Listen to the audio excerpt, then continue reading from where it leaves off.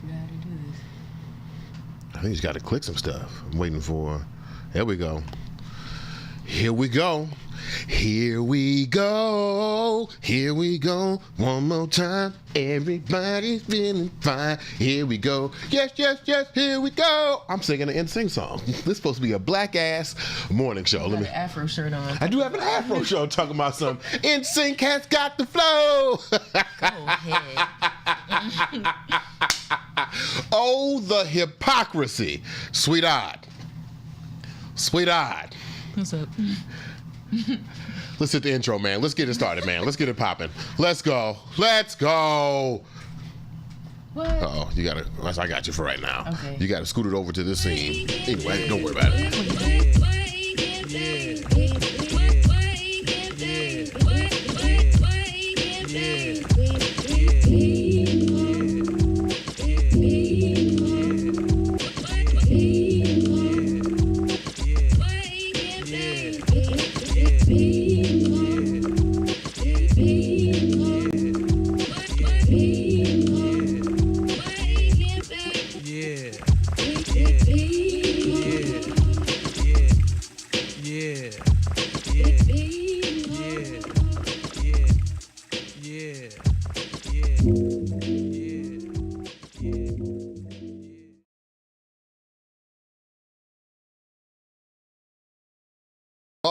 Good morning, good morning, good morning, good morning, good morning, good morning, good morning, good morning, and welcome back to another episode of Awake and Bake with BeMo. Yeah. In case this is your first time, welcome to season 4. Okay, this is our 4th year. It's kind of crazy to think about. We started this thing in 2019 and it's now 2023, but we'll have more commentary about that as part of our last segment. We got a lot of wonderful things that we want to talk about this morning, including maybe the invention of whiteness. We're going to talk about that as a good black morning show does. We'll be beginning our conversations with whiteness. And then we'll have a conversation, of course, about these bus drivers. And then we just want to bring you in behind the curtain real quick to talk about where we've been, where we're going, your expectations for this season. But first, as always, we are a podcast that's brought to you by the Washington Informer Bridge. The Washington Informer Bridge is one of those crucial newspapers and media outlets that is critical to telling the black story and the black experience. I heard Joe Biden say the other day, he was talking about on the Correspondents' Dinner, he said that the black press, bravest entities in the American institution, so we want to shout the Washington Informer Bridge. If you want to see more about the Washington Informer Bridge, follow WI Bridge DC on Instagram or visit wibridge.com for more information. Of course, we're going to start off with my man, the Media Prince. He has also started his new season of What's Going On DMV. Let's get it popping. Media Prince, what you got to say? We bring you art. We bring you culture. We bring you entertainment. We bring you sports. We bring you all things DMV. Welcome to What's Going On DC.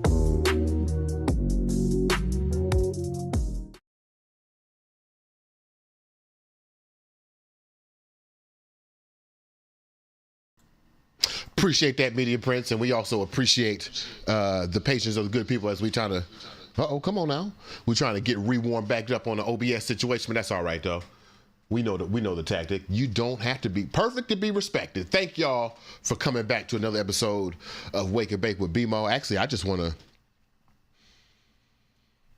want to tell you, as an old black man should, I want to tell you a story. Have you heard of Walter White? Not Breaking Bad Walter White. I'm talking about one of the founders of the NAACP. His name is Walter White. The interesting thing about Walter White is the lady at the house cues up what he looks like. In, let's say, 1900, Walter White is one of the founders of the NAACP. I think I just said that. In 1900, Walter White, who was 5/32 black biologically, decides that he wants to identify as black. He is no longer a white man. In 1900, I am going to give up part of my white life so I can live as a black man. Now, sounds familiar, right? we have seen a couple of people in modern history who have tried to give up their whiteness for blackness. I want to show you an example. First off, if you had to guess what Walter White looked like, 5 30 Black, you would think that maybe he got a little tinge of color, a little taste of what's going on. This is what Walter White looked like, y'all. If you're on Instagram, oh man, I forgot to say that. If you're on Instagram and you want to see all the things that are happening on the screen, hit the link in my bio, go over to the YouTube. You can see the full 16:9 situation, which includes the ability to see Walter White right now. I mean, he's right here, but if you're on Instagram, there is no right here, I suppose. But definitely go over to Instagram and check that out. This is Walter White. Maybe for the benefit of today, I'll do you a favor and put Walter White's face over my face. This, I am Walter White. Okay, Walter White is a passing white man. The reason why this is passing white man, not passing black man, he can pass for white. The reason why I want to bring this up today, what is this right here? Every time I try to type, it does it. I don't know. We got to get our systems together. That's all right though. Okay, go ahead. The reason why I bring up Walter White at the beginning of season 4 of Wake and Bake with BeMo is because over the last year since I've seen y'all, I have been struggling with this thing that we call black. So much to the point that I think the entirety of this season, let me not be hyperbolic, but the majority of this season, we will be discussing what exactly is black. What does it mean to be black? Besides the connotation that they took from my skin tone, because I'm brown, and turning it black, what exactly is black? And here's my working definition so far. I won't hold you too long on what it is. Here's my working definition so far, and we're going to play with that this morning as we talk about my good man, Walter White, right here. Black is a race. And I saw a video a long time ago that says we do a disservice by calling race a social construct. Race is not a social construct. You know what's a social construct? A handshake. A handshake is a social construct. You know what a social construct is? Driving on the right side of the road. That's a social construct. Race is a nefarious construct that was built as a caste system to put one class ahead of the other. They called the top class white. They called the bottom class black. Y'all see that. Y'all smart. Some of y'all went to college. You understand how contracts work. White on top, black on bottom. So if black is a social caste position, at least in the way that we're talking about it right now, what does it mean to actively participate in black culture? Does participating in black culture actually mean that you are participating in the lower caste system? This is the thing that I've been struggling with. And my man, Walter White, has actually helped me illuminate some things. Again, if you just joined on, quick conversation, my man, Walter White, he is a passing black man, white man. He is a white man. In 1900, he decided to give up his life as a white man to live as a black person. Now, of course, in 1900, that looks different, right? If you try to give up your white life now in 2023, that looks way different than giving up your white life in the year 1900. That means you got to live on a nigga side of town. That means that you can only eat from the back of the restaurant. That means you can't sleep with white women publicly. There are so many, you can't have no vanilla ice cream. What are some other silly ass rules of Jim Crow? You might get lynched on a Wednesday. You can't whistle too loud. You can't, well, I guess it ain't too much different from 2023 then. Anyway, we'll get to that in a second. Walter White decides to live his life as a black man in 1900. And the reason why this is helping me illuminate what race is, something else happened in our break. There is a gentleman by the name of Adam Scott. Adam Scott wrote the Dilbert comic. Now, if I know my black demographic, like I think I know my black demographic, you niggas ain't never read no damn Dilbert. Sweetheart, lady of the house. Oh, you know what I didn't do? What? I'm so sorry. Good morning, and make sure y'all say good morning to the lady of the house, okay? It is mandatory. I'm warming back up. My apologies for not introducing you to the show.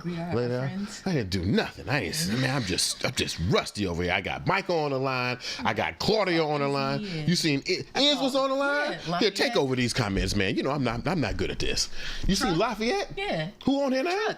Truck, big dog. Oh man, I just jumped right into the conversation about white folks. I ain't even acknowledge my community. Yeah. Gosh, Iz. You know, Iz, I miss you, man. Danny. I got to work on KP. Cape the Dream. You know, I got to dust off my skull flare. It's been a while. It's been a while since I wore my. I think I might be a little too big now. Skull, you got the 2X? What's up? What's good? Huh? Oh yeah, Donovan and Sophia. Wake me up! I miss y'all, man. I miss the good folks over at CTA, but that's another conversation for another day. We'll talk about how I spent the night with Superman on another occasion. That's what I call my time with CTA. I spent the night with Superman. All right. Like Lois Lane, you feel me? I kind of just want to start over. Make sure we're saying good morning to the lady of the house, okay? This is mandatory. I don't see nobody in the chat. Okay, see, Truck follow instructions. Truck been following instructions for 4 years, and I appreciate it. I appreciate that about you, big dog. Over at Fisk doing big things. Yes, sir. We saw him on YouTube. We did see you on YouTube, Chuck. We sure did. We was watching some other vlog and you was in the background. You dapped the nigga up. He called out to you. That's right. Yeah. He said woof woof and you responded. Right.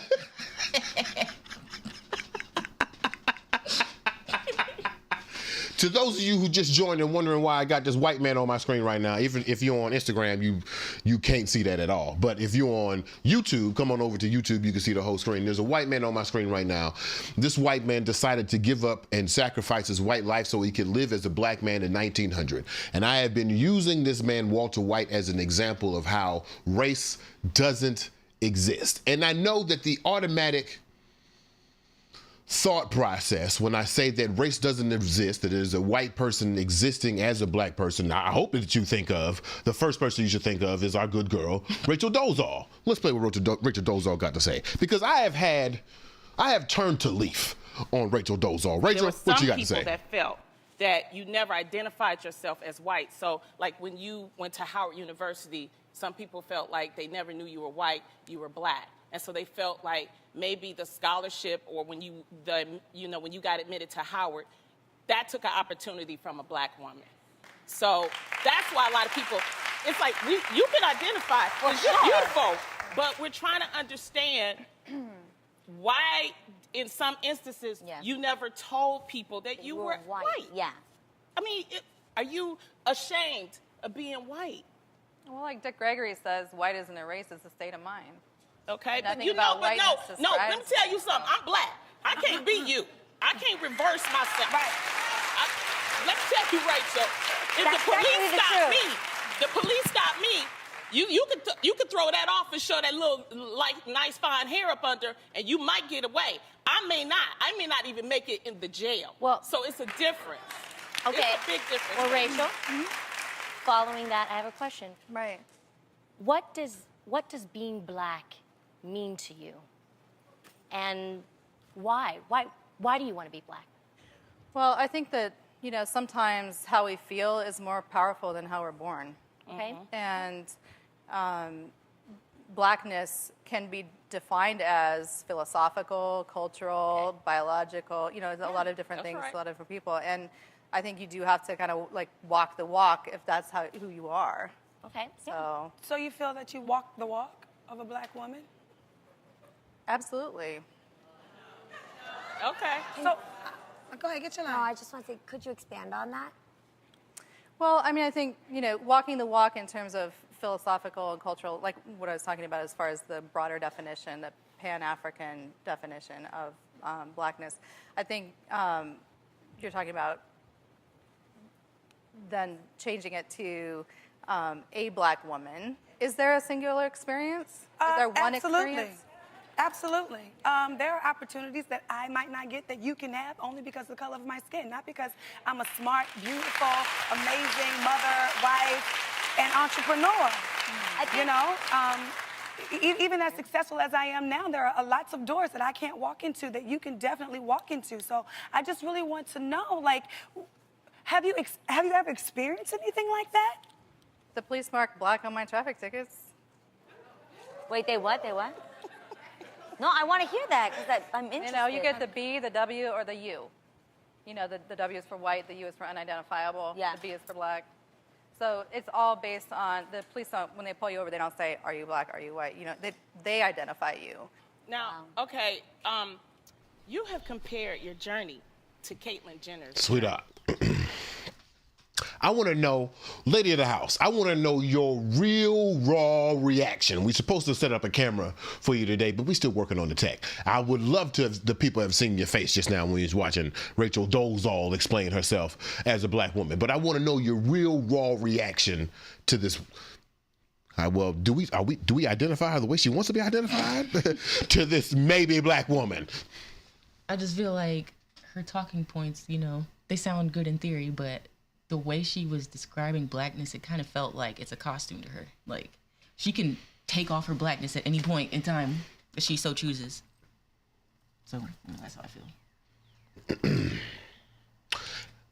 I want to play another video. Before we got into our little break just a second ago, I was getting ready to talk about our man, Adam Scott. Adam Scott writes the comic book for cuts the comic strip for Dilbert, and I know none of my color friends have watched or seen the comic strip Dilbert. We are a Boondocks specific family over here, but I just want to play some of his comments on his identification as black. Let's see if we can notify or notice some key differences. So I realized, as you know, I've been identifying as black for a while.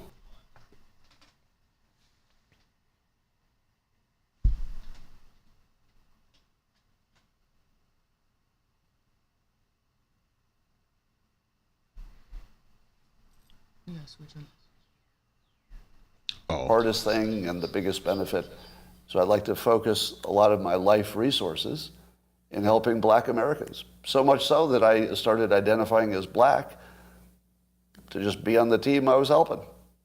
But it turns out that nearly half of that team doesn't think I'm okay to be white, which is, of course, why I identified as black, so I could be on the winning team for a while. But I have to say, this is the first political poll that ever changed my activities. I don't. So before we get into Adam Scott's bitch ass here in a second, though, I've noticed in trying to identify what black is and hearing these two white people describe themselves as black, which is a very interesting way to try to find a definition of black, to listen to two white people describe themselves as black. But I have noticed two things. Earlier in this conversation, we said that black could be a social caste system. They created white so they could have a top class, therefore they have black so they can have a bottom class. And we know that capitalism works by siphoning resources from the bottom class up towards the white class, gradually, not in a dichotomy, right? So the more white you are, the more resources you can take from the black bottom, right? That's how we described it before. But I hear these two white people talk about it in two different ways. I hear Rachel Dolezal say that blackness is a philosophy and a culture.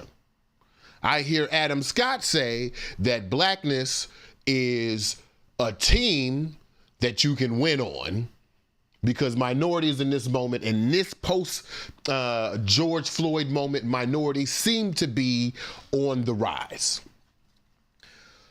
And by looking at those two definitions, I gotta say something kind of radical here. I'm kind of fucking with Rachel Dolezal. Because yes, when they created the class, when they created the hierarchy of white and black, it wasn't just to create capitalistic divides. It was also very much so a biological line of demarcation. You are darker than I want you to be, therefore I should be able to treat you like you are not a human, right? There is definitely a biological line of demarcation there. But also, there is a cultural line of demarcation. There's a philosophical line of demarcation. We know that the enslaved Africans who sat on plantations from 1619 to 1865, or if you want to be real deep, I heard there was a nigga who was a slave in 1996 in Alabama. From 1619 to 1996, niggas from enslaved Africans from East Africa have a different philosophical and cultural mindset as the westernized American. Is that true? I remember I heard there was a YouTube creator I was watching a little while ago. Her name was Nima Tang. Nima Tang comes from Tanzania. She said when she first immigrated to the United States as a teenager, the first thing that blew her mind is that women identified beauty as what you put on your face instead of the quality of person that you are.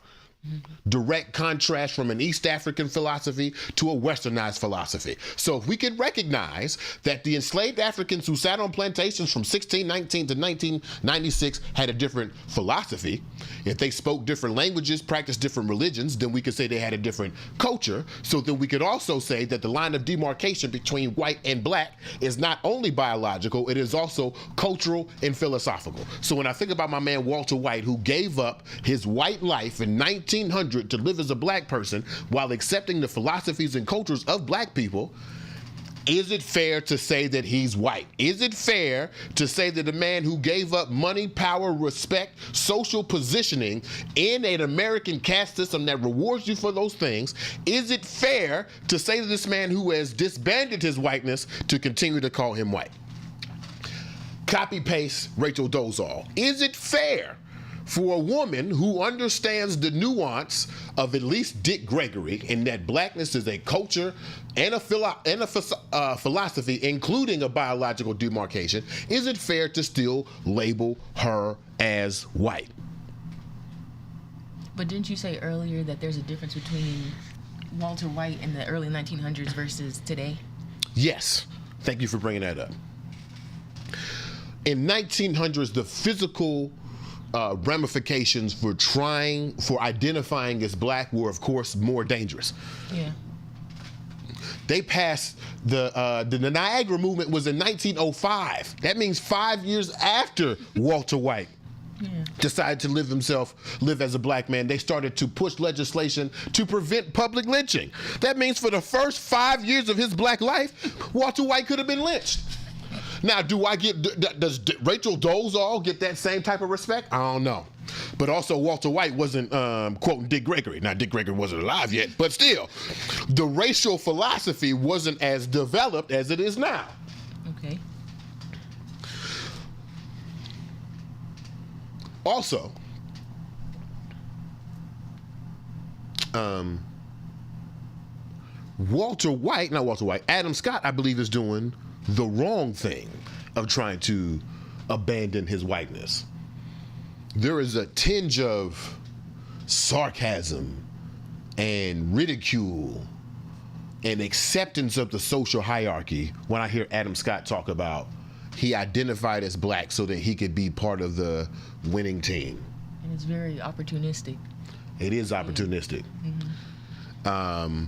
And which you could say the same thing about Rachel Dolezal, but Rachel Dolezal started identifying as black after she left Howard. Yeah. And this is before social media, this is before the great reckoning of 2019, that's what happened in the summertime, that's what they call it, y'all.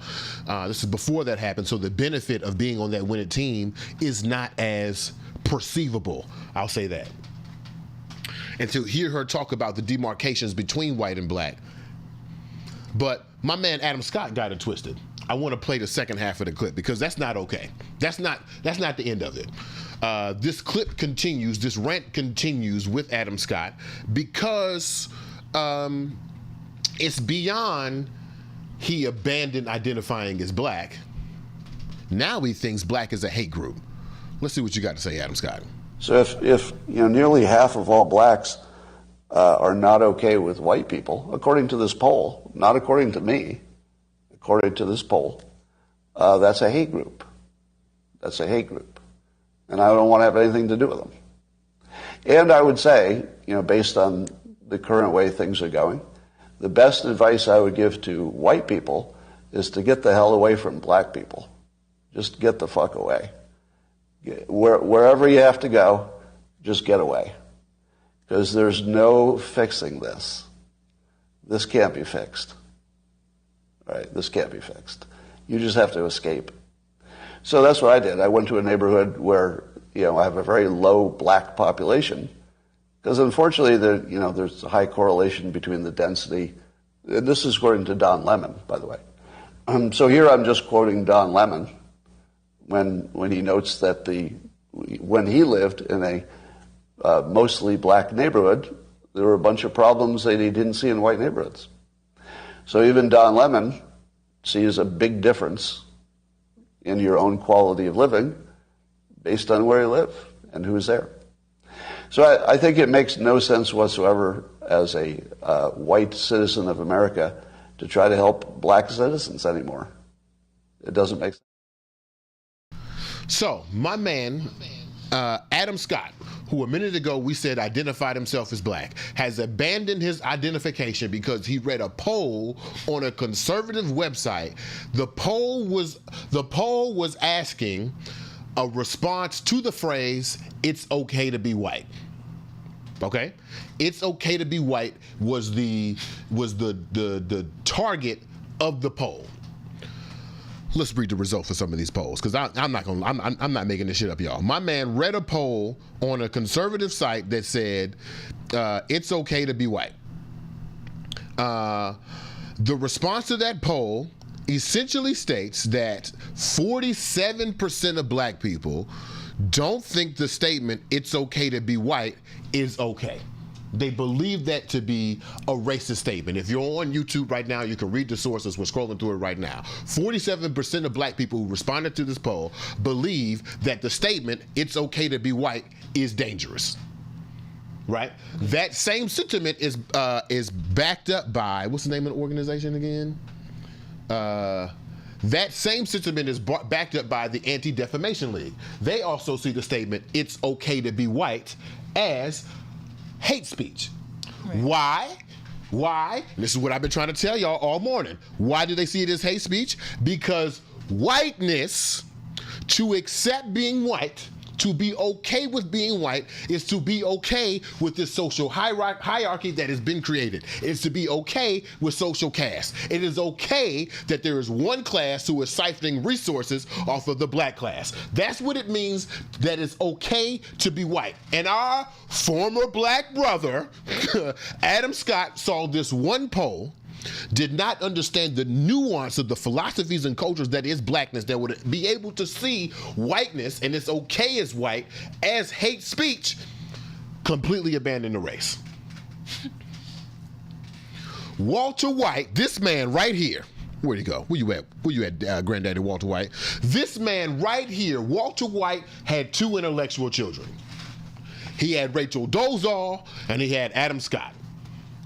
One of those individuals is prepared to have a conversation about what it means to be black on a philosophical and cultural level, and how we can eradicate some of the privilege inequity between the two classes. Another individual writes bland-ass comic strips and abandons the race because he read a Breitbart poll. Let me tell y'all black ass something. Let me tell y'all black ass something. There's a conversation here about what it means to be black and how we accept this social hierarchy. You know what's not okay? You know what's not okay? Even as we are here questioning the race, y'all better not see not one of y'all black folks out here try to abandon the race.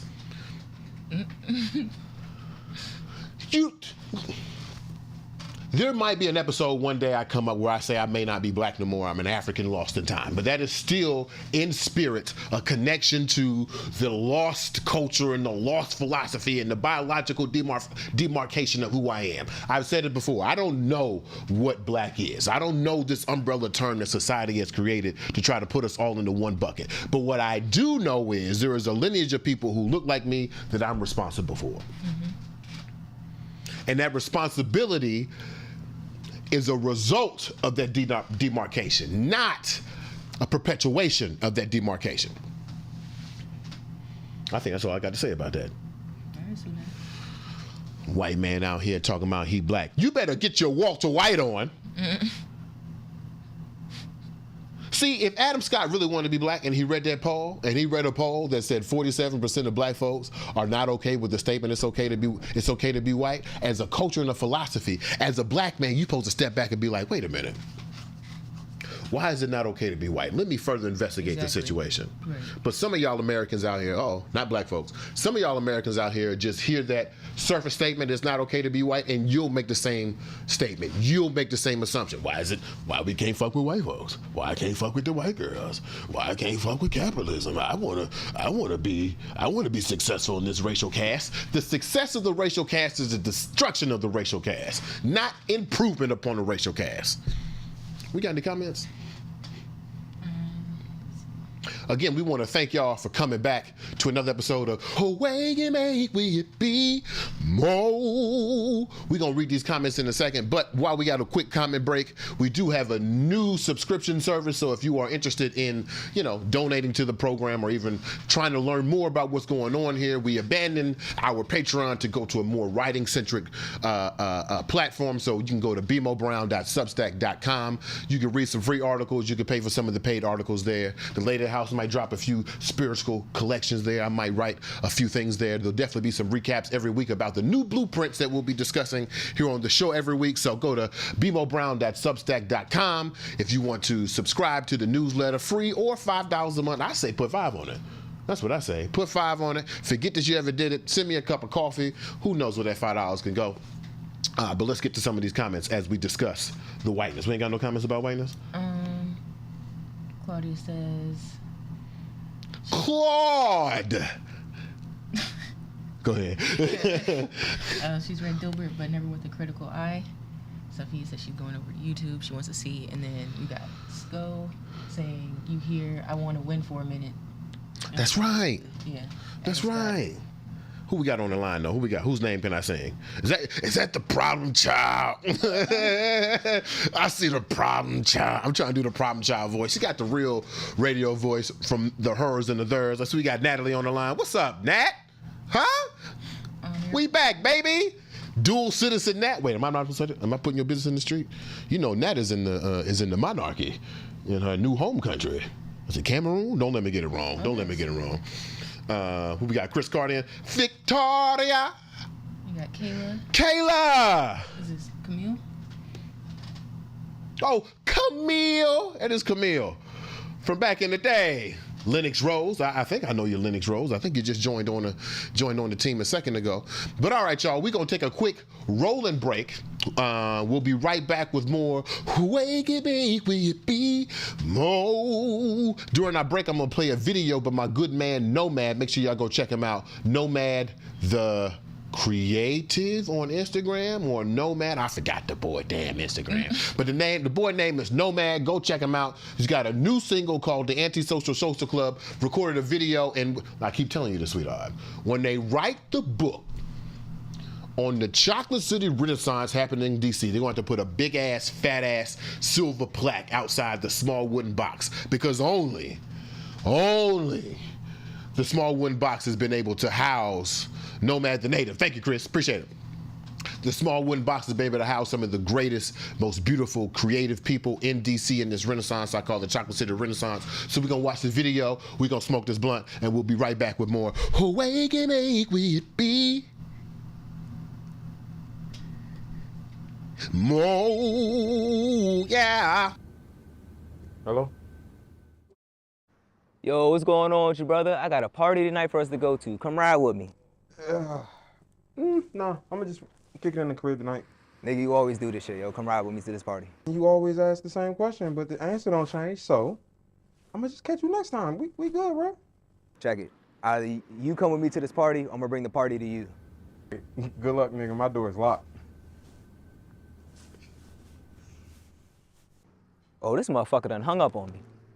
3 hours later. Yo! Nigga, I know you hear me. You about to go to this party, yo. Come on, yo.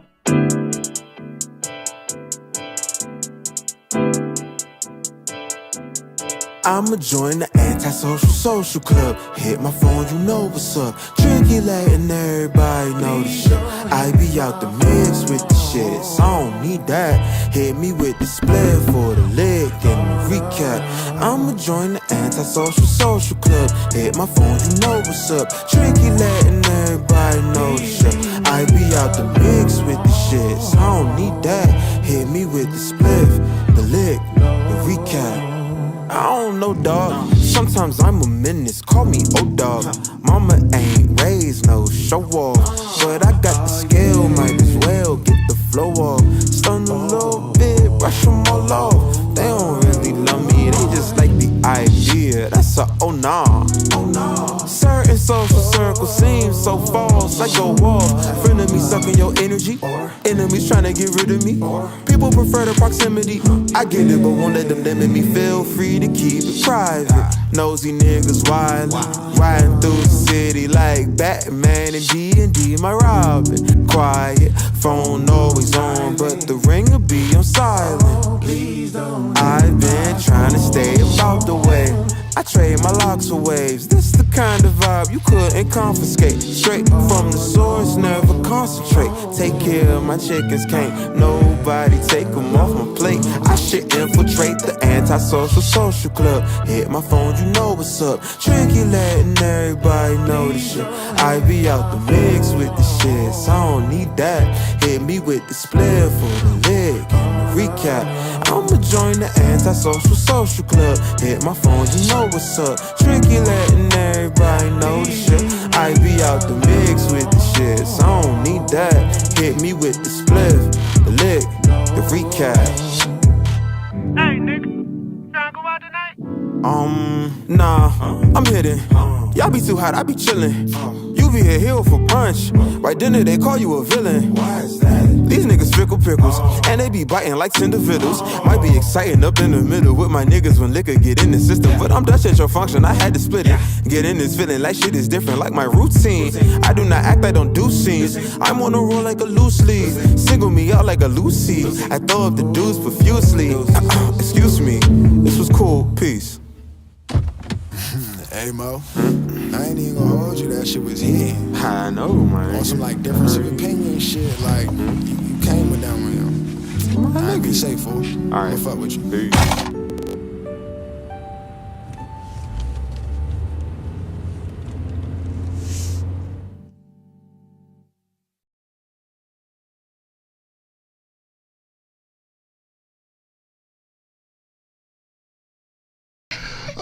Was that Amber at the end of the video? All right, y'all. We back with more.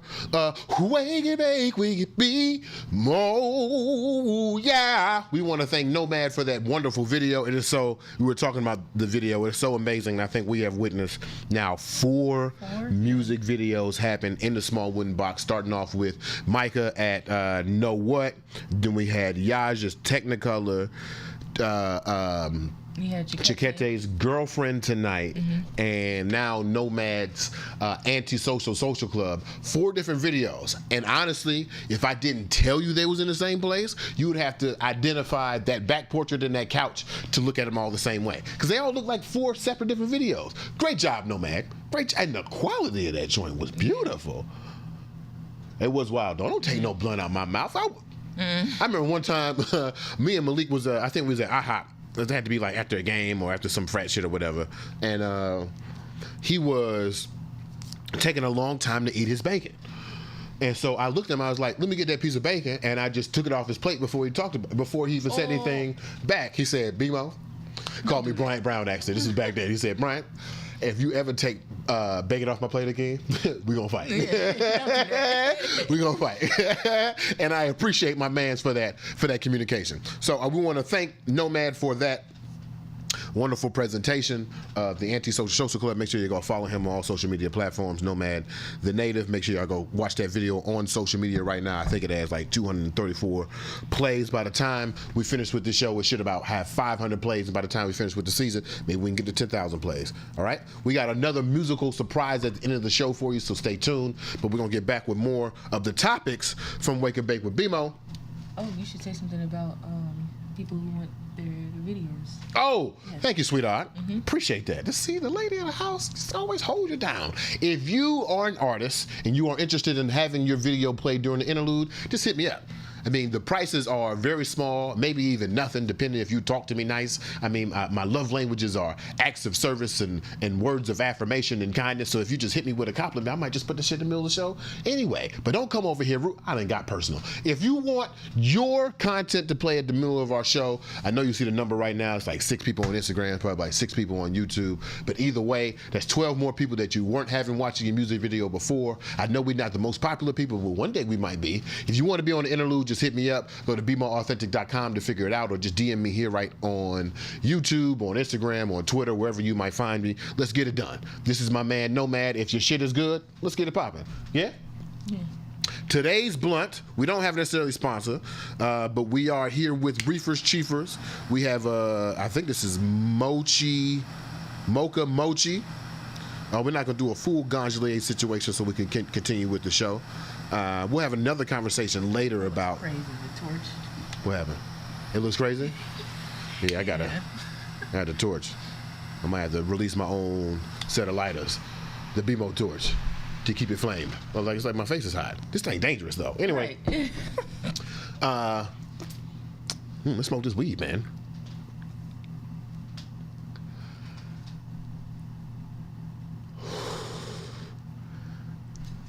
Wake and bake with BeMo nights.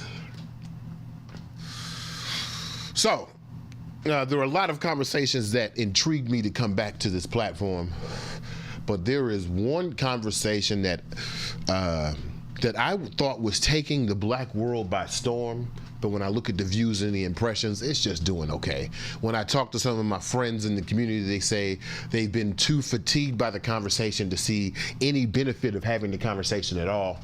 It has been 2 weeks, and I don't know about y'all, but I love old news. Maybe it's the Afro in me, but I love when a story hit 2 weeks ago, and then you come out with a fresh perspective 2 weeks later. Oh, there's never nothing too old for me to talk about. I have on an Afro shirt. This newspaper was started in 1900. You know what I mean? Nothing ever too old for me to talk about. That being said, I know that you've said that you cannot teach a man or tell a man how to be a man. So I will not ask you to indict men in this question. But I do want you to speak, Iyanla, to how women need to, position ourselves so that we can be in our divinity, so we can have our crowns right, how we can create and not build, when some of us, quite frankly, feel that the men that are available to us, and I'm talking about across the color spectrum, across the age spectrum, trust me, I've done them all, they are not positioned to protect nor provide because of some of the statistics we just talked about. They're not earning the incomes. They're not having the resources, and some of them are not even showing up in the leadership. Would you date a bus driver? Would you date a bus driver? If he owns the bus. If he owns it. If he owns the bus. See, that's a problem. That's a problem. That's a problem. Okay. Because the standards and requisites, and I'm not talking about him laying on his sofa playing video games all day. I'm not talking about that. But the standards and the criteria that we use to measure men is off for who we are as women and who they are in this society.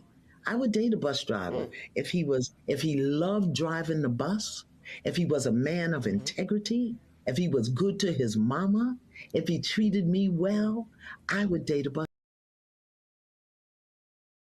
Yo, Chris, you wild, because that's the every time she say that statement, I'm just like every time. It's all right, insane. all right.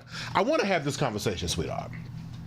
And another cheap plug for the new blueprint. We're going to release a new blueprint newsletter today on this very topic, in which we'll talk about how this topic is a continuation of a 167-year-old conversation about social positioning. It's the same thing we were just talking about with whiteness. We're going to talk about that more in a new blueprint. But before we even get to that, before we even get to the minutia of the situation, sweetheart, I was listening to this whole interview. I listened to the whole Ilvanya, what's her name? Iyanla. I can't say her. What now? Iyanla. Iyanla? Yeah. Iyanla Van Zandt. Listen to the whole interview. And something dawned on me. Something that's pretty obvious. Niggas love talking about relationships. Oh my God.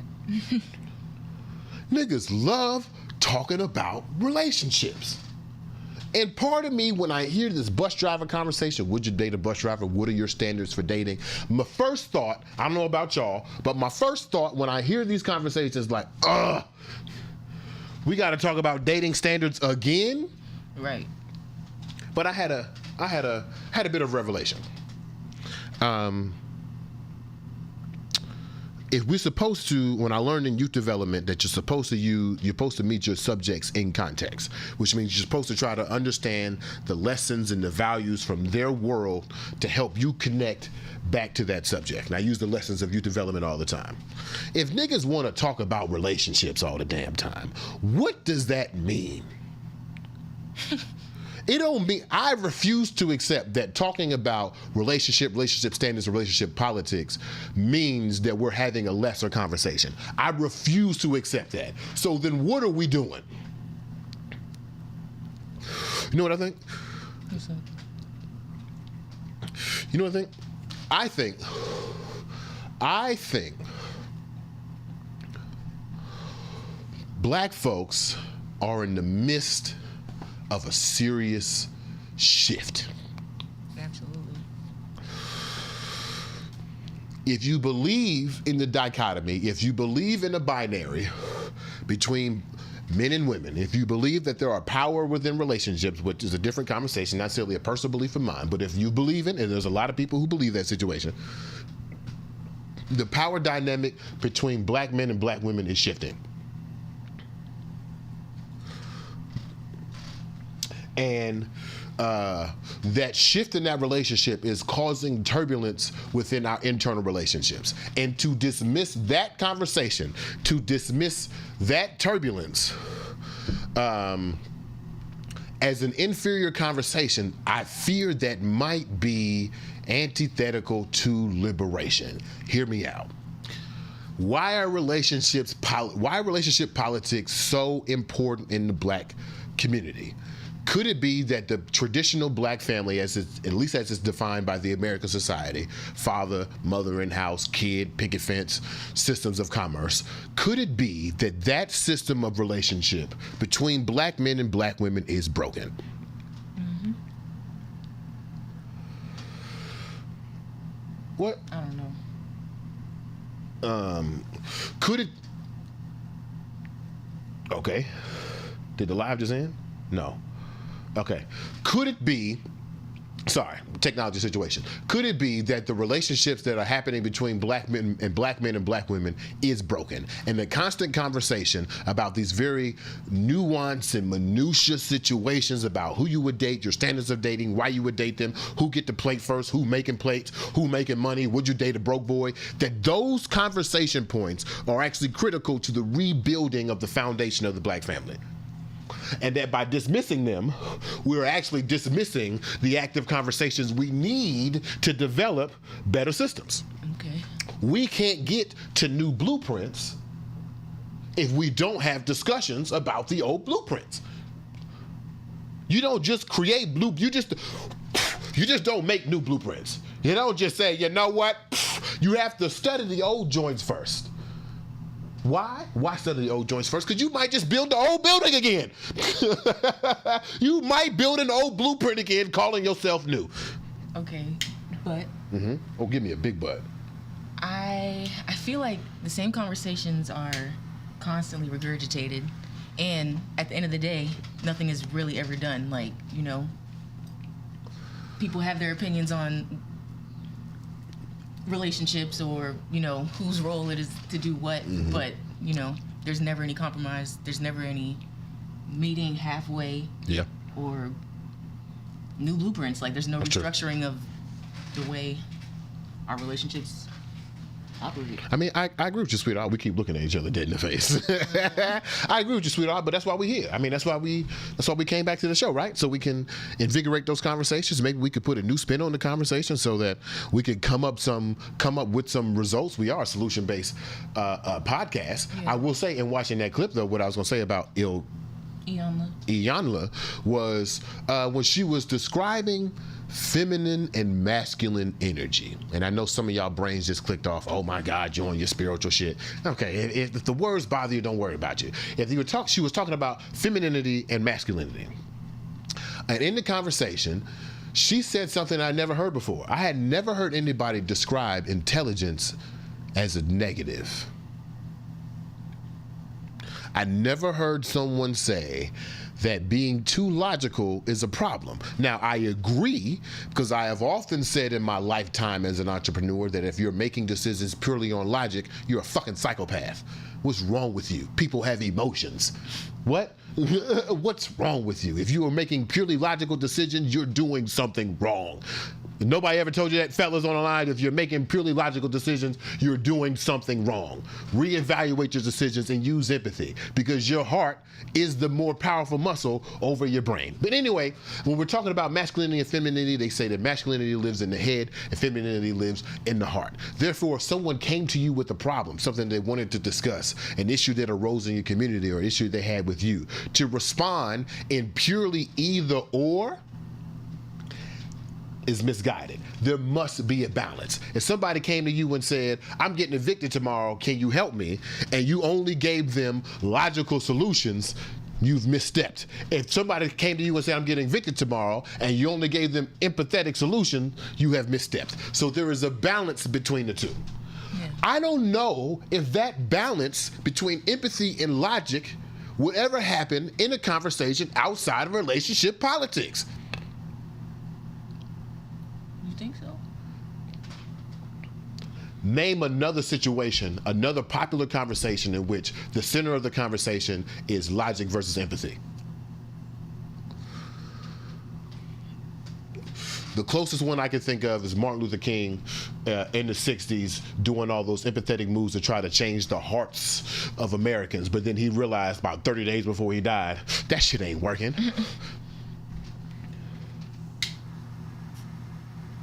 So where else in our natural black world do we get to have the conversation that juggles logic and empathy?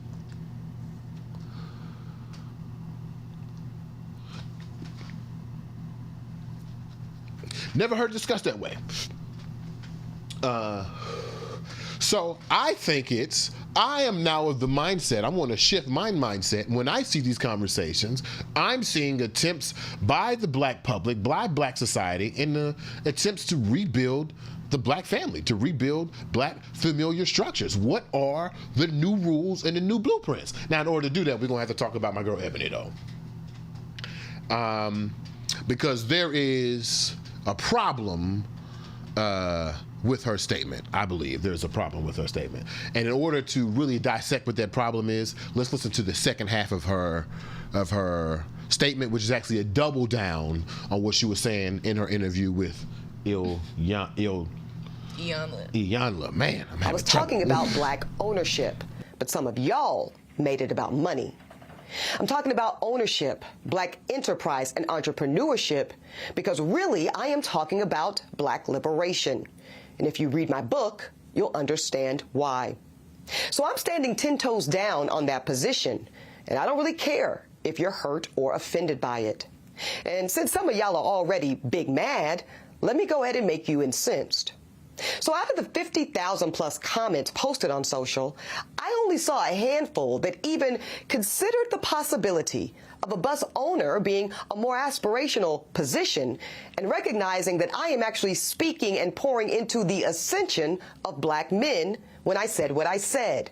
But see, no, some of y'all were too busy naming and shaming me personally and black women in general as undesirable, gold diggers, and much worse. Now, I suspect that some of y'all are the same men that were bringing home C's and D's on your report cards, only to then be coddled by parents that said, well, that's okay, as long as you're doing your best. Well, listen, I love and believe in the excellence of black men. So no, my dear, C's and D's or any other form of mediocrity is not okay. No, I will not create a soft place for you or anybody that I love to fall comfortably into the bigotry of low expectations.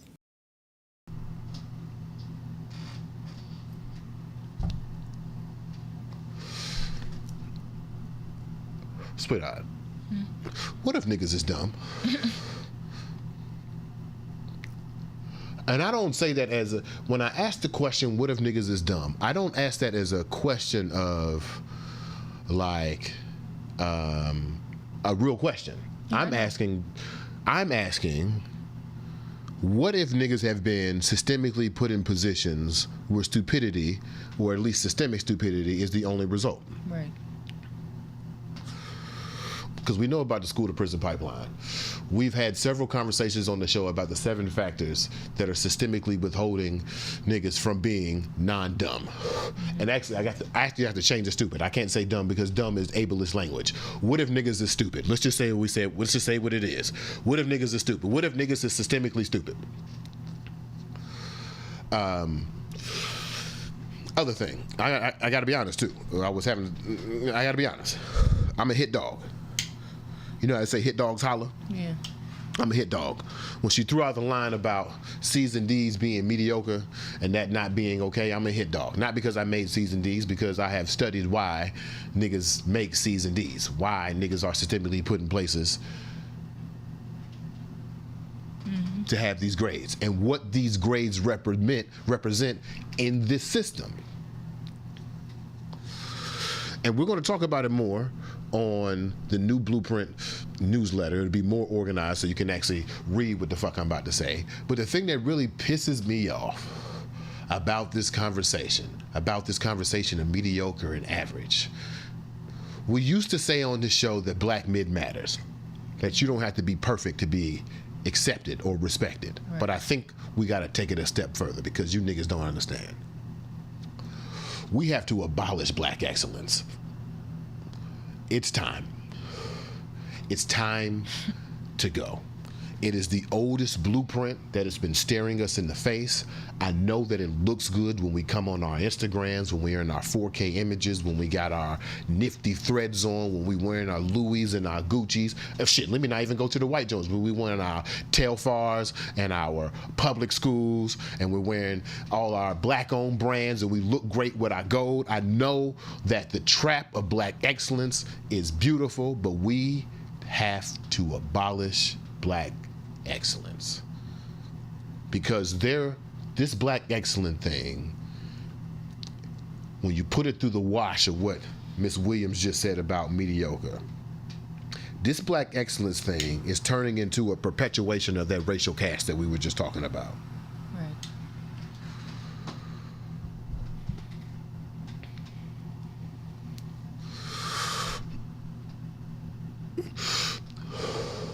You know what black excellence is, though, right?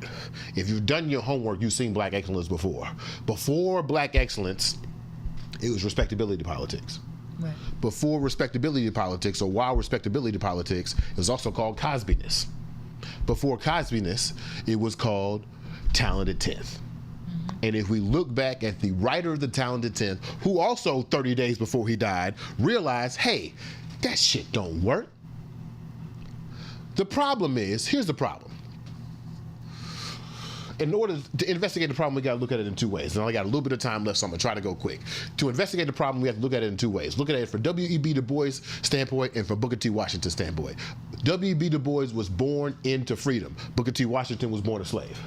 W.E.B. Du Bois said, in order for us to be liberated, we have to ascend the social caste. That means the jobs that are relegated to people who are in the lower class. This time I'm talking about work class. Y'all might call them blue collar. W.E.B. Du Bois says if we work our way from blue collar to white collar, amazing how it's called white collar, by the way. Right. If we work our way from blue collar to white collar, then we'll reach liberation. Booker T. Washington says in order for us to reach liberation, we have to be independent of that system. Booker T. Washington says in order for us to win liberation, we have to put dignity into blue collar jobs, accept those jobs, charge the shit out of white folks for that job, and then we'll have our independence. Those are the crafters of the new blueprints. Both those individuals said, okay, cool. Bus driver, we'll be the bus driver. We'll glorify the bus driver.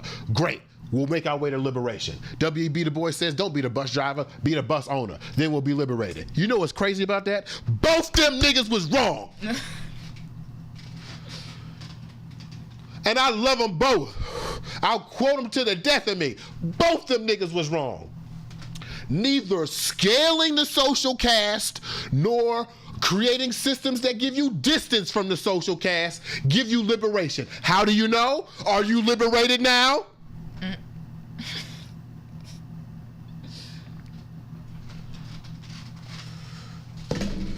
That's the old blueprint. So when Eboni K. Williams says that the desirable man, the ambitious man, the non-mediocre man is the man who works his way from blue collar to white collar in order to create some type of liberation or distance from social caste, we knew 123 years ago at the Atlanta Compromise that shit didn't work. That's why you gotta read the old blueprints. Because here you are talking about liberation means enterprise. Enterprise is actually the higher class of capitalism, and that gives you liberation. Get the fuck out of here. Stop playing with me. The only freedom from social caste is the deletion and the destruction of said social caste. And I know you want to hold on to black excellence because Zora Neale Hurston wrote an amazing book and you want to stand on those steps too. But she died fucking broke. You want to stand in the same steps as Frederick Douglass, but he escaped slavery. You want to be like Barack Obama, but he was landlocked in the presidency because the white folks in Congress wouldn't let him do shit. It don't work.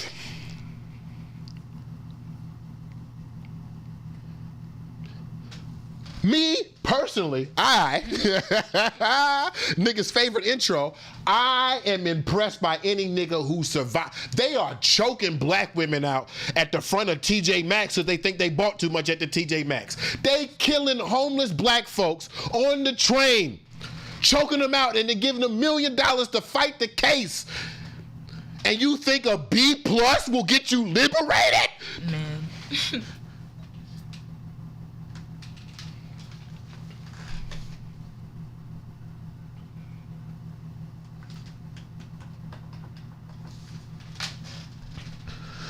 It's time for the burning questions for the roach. Burning questions for the roach. We got to be tight with time this season. Questions. I heard you. Just in case we got any comments. If y'all got any comments, any questions before we wrap the episode up, drop them down below. On the next episode, we're going to try to get back to White, why we came back from the show, or expectations. Hopefully, we exhibited some of those situations. But this is your first time on the show for season 4. Right now is the time where we got a little bit of the blunt left, and the lady of the house, after observing all of my rants, comments, and questions, and producing the show for the day, is going to ask me an amazing question. Let's see what she got to say. Lady of the house. Well, I was going to ask you, how do we achieve liberation and actually, become free? But you said it would be the deletion of the social caste systems, and I don't know. That's us. See, yes, we must eradicate the social caste. But there is still a part of me that's holding on to the black excellence thing. It's like, but that don't mean niggas can be trash. And that's true. There has to be some type of standard, but that standard cannot be a motherfucking B+. Right. I don't know. Okay, so deleting the caste system is only part of the problem. Okay. Right? Because here's the harder question.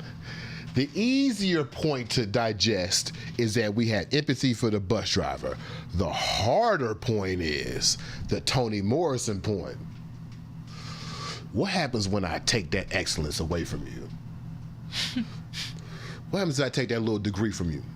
What if I take that work experience from you? What if I take them privileges that you think you earned away from you? Are you still good? Right. You still strong? Or do I have to kneel so that you can be tall?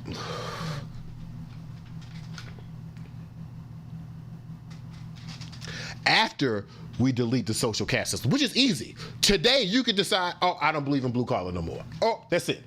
And then follow through on your thought. That's easy. The harder part is, now how do you judge a nigga? Do you have the systems in place? Have you developed the morals? Have you ingested the correct resources to make sure that you have the proper rubric to assess a nigga's character? Or have you only been judging niggas off their degrees, off of their social positions, off of the job they do, off of the car they drive? I know what y'all niggas been doing. I know what y'all niggas been doing. We got any comments?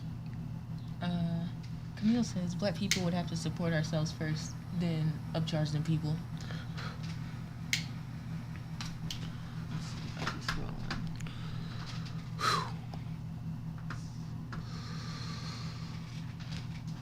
Natalie says it's all by design. Y'all too close to home now. On YouTube. I'm hot right now. My blood pressure up right now. I must have hit something for real. Oh, wait.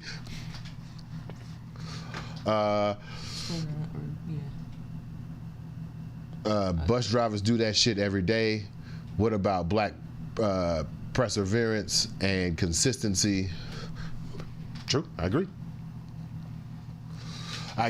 I'm trying my hardest not to attack Eboni personally, because this is not a conversation about, my bad, sweetheart. This is not a conversation about Eboni's preferences. I disagree with her preferences to the point where I think they're not good. That don't mean that she has to adhere to what I got to say.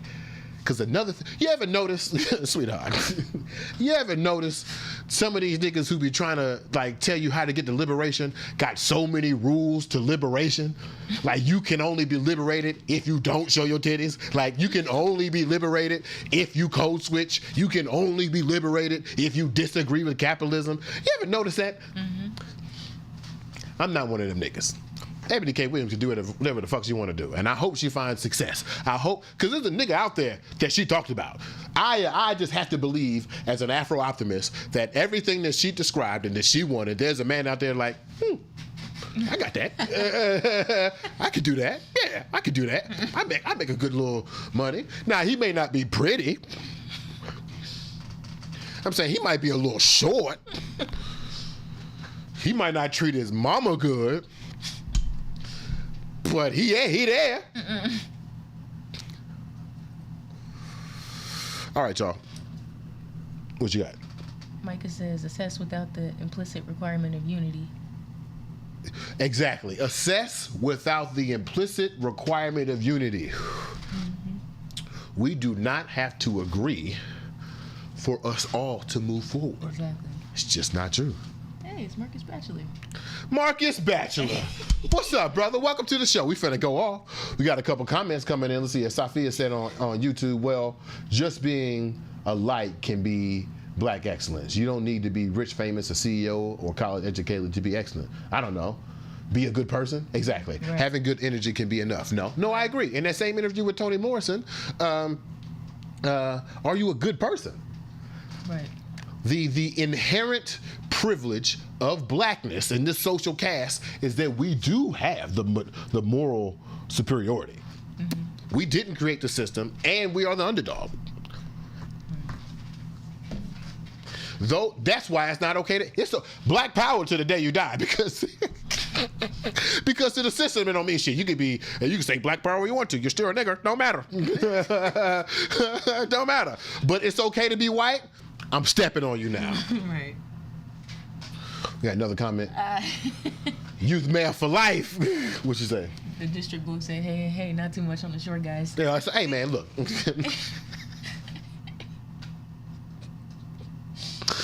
All right, y'all. We want to thank y'all for joining the show. We'll be back on Thursday, 8-ish a.m. As always, you can check out the podcast. It'll be dropping on all your podcast platforms later this afternoon. The new Blueprint newsletter. Oh, hold on. Actually, let me do this. Because I said I was going to do this. I did something cool. You can check out the podcast wherever you get your podcast. The new Blueprint newsletter will be dropping today after the show, as it will do ritually. I would love for you to put $5 on it so you can do what you got to do. What's up? Do the lower third, too.